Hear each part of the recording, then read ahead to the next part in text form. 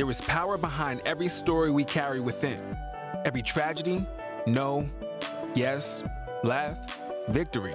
And every testimony that is incubated within our souls have power. The power to transform, from tragedy to crown, from obstacle to opportunity. And all the moments in between make us wiser. Watch Candid Conversations with Charisa for impactful, unheard moments that will certainly spark your power and inner truth to shift, heal, and restore your life. It's time to get real, uncover, unlock, unpack, set free, and increase the dialogue to change a life. We all start somewhere and end in places of destiny. Get ready for the long-awaited Candid Conversations with Charisa.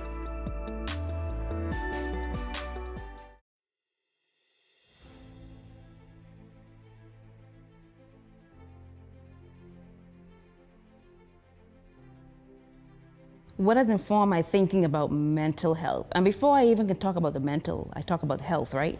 So when I think about health, I've always loved health. Growing up as a child, growing up as a kid, loved blood, loved the hospital, loved the emergency room, loved the rush. And so I started working in hospitals. And I went from there, went off to school to do pre-med. Wanted to be a cardiologist, wanted to be a surgeon, boom, I'm going to school. And then I get to school and then I get exposed to all these other different topics. And I realized that health was not only physical, but it was also spiritual health. There was also mental health, health of the mind, and then there was physical. And so now I started looking at all of them and I said, but wait, I think I'm more leaning towards what's going on in the mind. Because you realize that the mind kind of has this pull on all of them. And so, make a long story short, I switched from pre-med to social work. And I've been doing social work, mental health, counseling ever since. And I think my entire passion and love for health, period, was because of my love for people. And I totally disliked seeing people hurting, in pain, mentally, physically, spiritually. And then you see a lot of people who are oppressed. And I hate that enslaved mentality that people have that limits their functioning, that limits their mindset, that limits their spirituality, that limits what they allow themselves to do and whether they become uncomfortable or comfortable. This enslaved mentality that makes them what I'm gonna call lazy. And I think people are more powerful than they think they are, but sometimes that powerful that requires you to be empowered requires work. And nobody likes to work. Nobody wants to put in the effort. And so they welcome this mentality of being enslaved and being under someone who's telling them what to do because they don't have to think for themselves. And I totally dislike that complete phenomenon. And so I'm in my mind, I'm thinking, man, how can I help? How can I change? How can I empower these people to think for themselves and do for themselves and be their own boss and be their own CEO and be their own encourager and allow themselves to encourage others versus someone telling you what to do and you succumbing yourself to a certain level of pain and hurt because you think there's nothing better.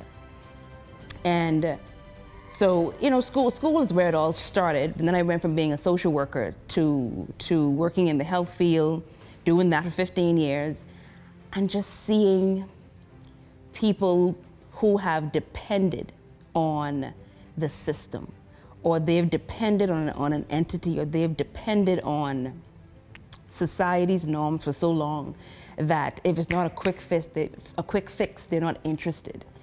And so the way I dealt with my patients and clients as a social worker is I don't want to say make them, but I empowered them to do what they think they could not do. I empowered them to stretch themselves and to get uncomfortable in doing something that they're not used to doing, because they thought that if I'm not used to it, then it's impossible.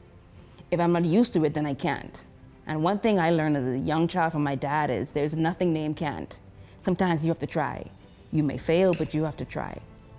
And so when I think about mental health, it is literally just a certain small element, piece of the pie, as it comes to the whole health of the human being.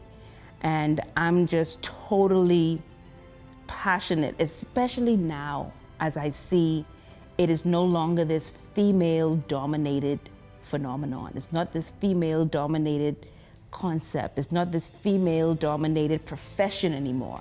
Now you have more men in the field. Not only do you have more men in the field as mental health workers, but you have more men who is accepting to the fact that my mental health is a part of me as a man. It doesn't make me weak, and it's okay if I get help. It's okay if I get support. So especially coming out of this pandemic with COVID-19, we realized that everybody, man, woman, child, doesn't matter who you are, doesn't matter how high on the charts you are, how low you are, everybody has been affected some way, slightly, monumentally, it doesn't matter. And so you see a lot of men saying, hey, I need help. Where can I get that from? And it pleases my soul so much to be able to reach them and be able to work alongside them, because as women, it will be an injustice for us to be the only ones seeking help or the only ones giving help. But yet we are supposed to live in a world where there are so many men as well. So I'm getting help. My sister's getting help, my mom is getting help, my daughter's getting help, but then our fathers and our sons and our uncles and our nieces and our brothers are not, but yet they're struggling. So I just love the complete idea of being able to, if I can get someone's mind and thinking in a certain way, I can truly change and transform their life.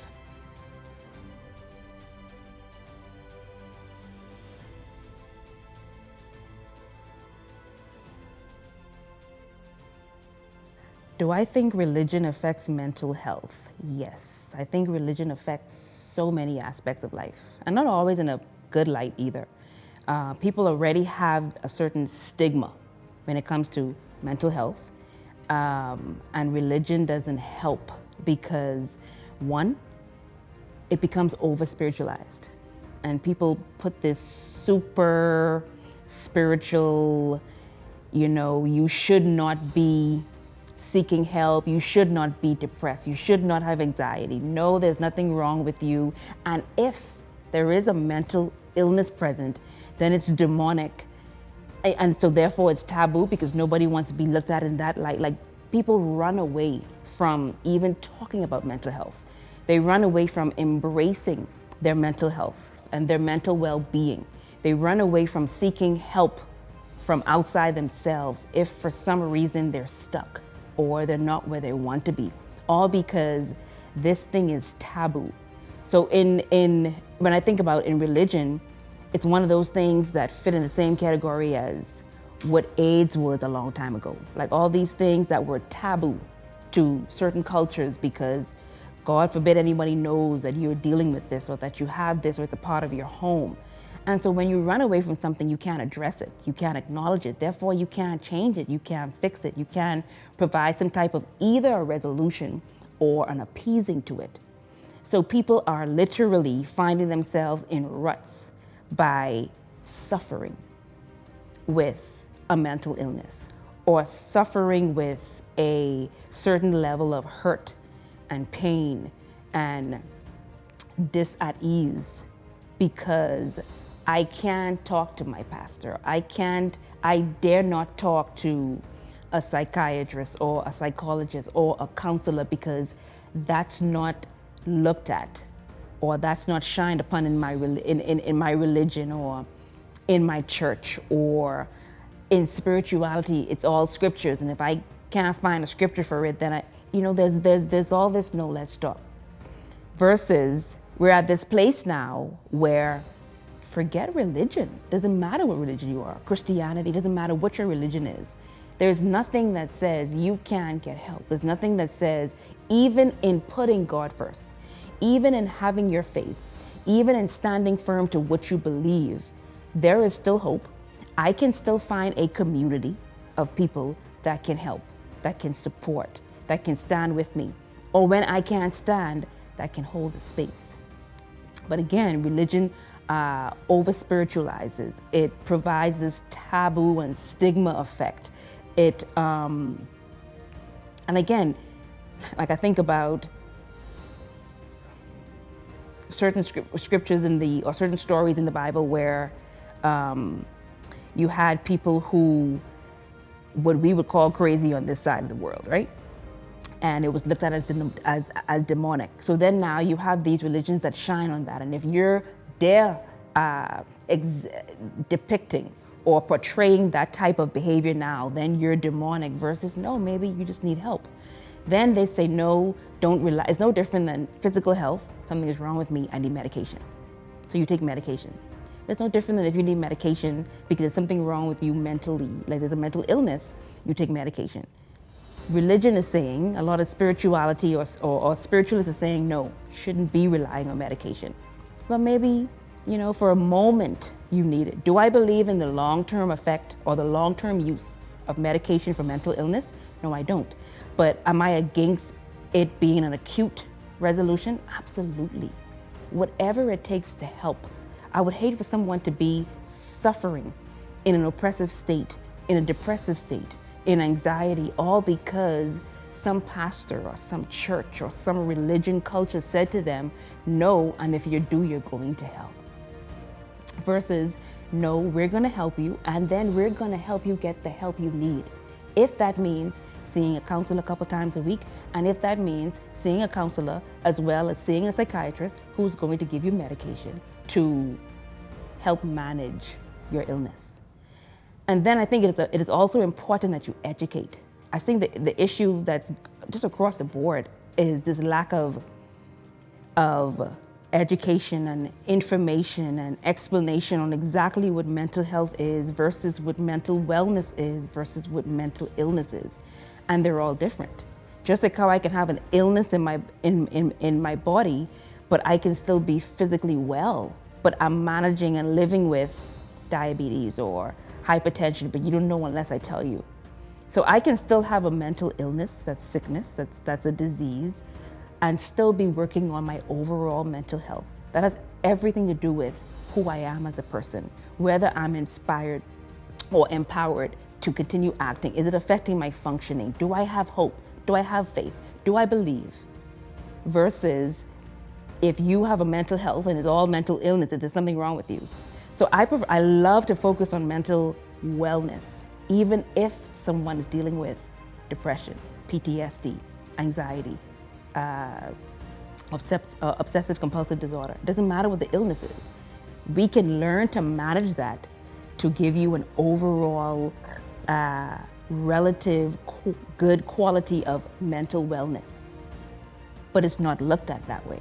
And I can go on and on and on about mental health and mental wellness and why it's important to understand the two before you start saying, no, you should not, and no, you cannot, and if you do, then you're doomed, and if you do, then you don't have faith. I have so much faith. I mean, I believe in a God that can heal, that can restore 100%.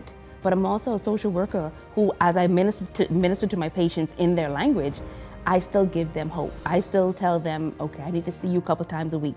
I still say, okay, maybe we need to refer you to a psychiatrist because you're not able to sleep because you're dealing with depression. So you need some sleep meds that you can take for a certain amount of time. And it doesn't mean that they're going to hell. Let's take that away. Let's take away if you get help, then there's going to be this consequence. So I think religion can do a much better job at loving people where they are, helping them where they are, and then help build them from this level of oppression, from this level of inferiority, from this level of being at the bottom to how do we get you to a superior state? How do we get you to a better quality of life state? And just get you the help that you need, because guess what? There is love and safety in community.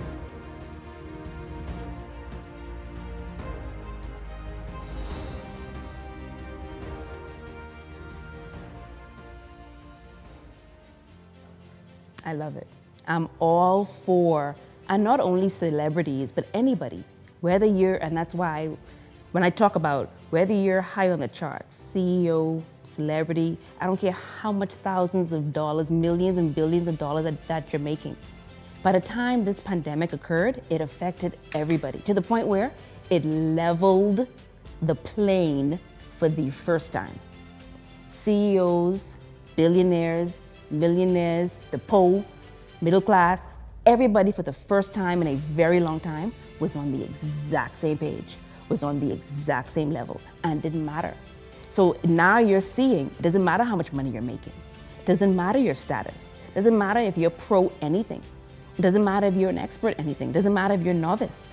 Everybody was affected in some way, shape, or form by what has happened 2020, 2021, and now even going in 2022, still dealing with it. And so I'm all for anybody stepping back.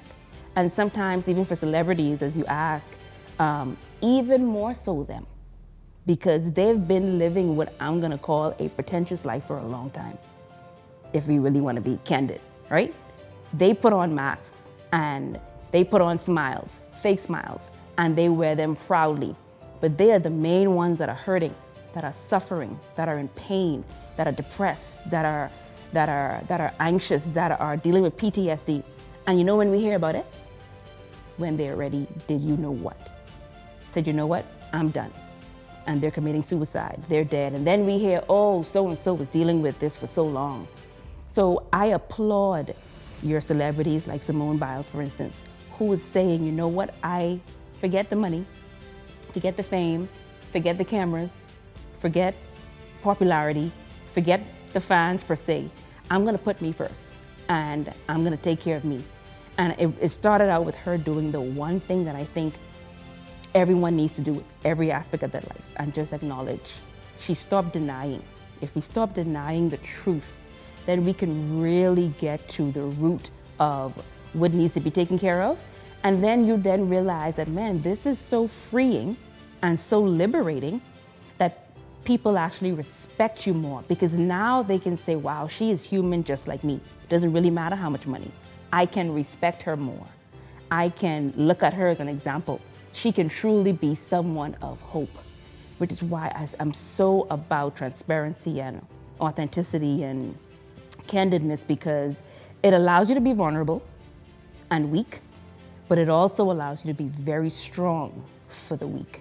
And so, yes, I'm totally for the stepping back of anybody. And then sometimes for those that require stepping up of people to actually say, man, I don't think I can do this, but let me try this. And let me actually step up to the plate and take care of myself first.